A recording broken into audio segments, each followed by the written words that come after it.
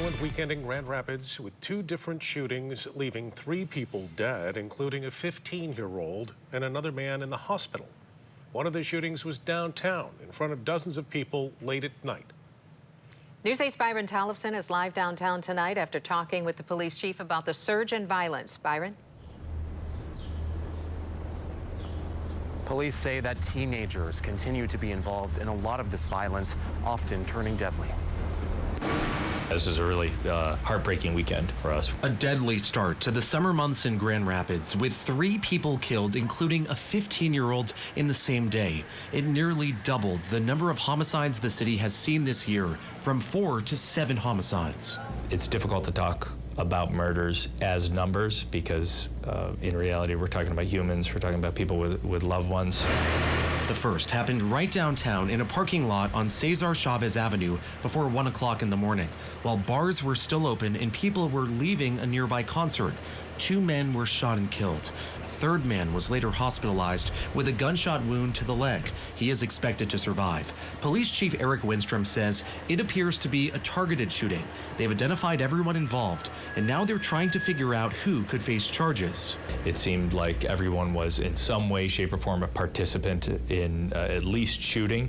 There were 3 or 4 perhaps guns recovered so far.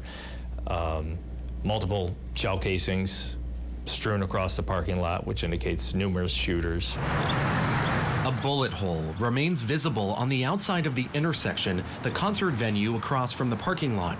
That is one of the police chief's concerns with these shootings downtown. Stray bullets can go anywhere. Handguns are difficult to aim, and a handgun round, and certainly a rifle round, go an incredibly long distance and still remain deadly. So we're talking blocks and blocks. So one stray bullet could kill an innocent child, blocks away. Then, around 8 o'clock Sunday evening, a 15-year-old boy was shot and killed on Umatilla Street near Madison Avenue. There's a good chance that that 15-year-old was shot by another teenager. We haven't put all those pieces together, but this is life and death. Winstrom says the 15-year-old was just playing football with his friends. He wasn't engaged in some sort of illegal activity. He wasn't armed with a handgun. The chief encourages anyone who was at the scene of either shooting to come forward to police or anonymously to Silent Observer. It could be key to cracking open the cases. Just a plea to the public, if you were out there, we'd love to hear your story. Police say they've taken 160 illegally possessed guns off the streets so far this year. Many of them, Winstrom says, are in the hands of young people. One happened just a few days ago downtown. There was a young man on a Lime scooter that was acting suspiciously. They stopped him. He had an AR-15 in his backpack.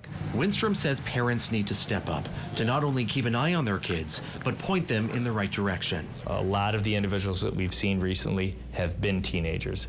If you see your teenagers leaving the house with a balaclava, with a ski mask, and it's 80 degrees out, that might give you pause to get more involved in your child's life or young people's lives. Police are still waiting for autopsy results, so it could be a few days, tomorrow at the earliest, when they identify the victims in these cases. Live in downtown Grand Rapids, Byron Tollefson, News 8.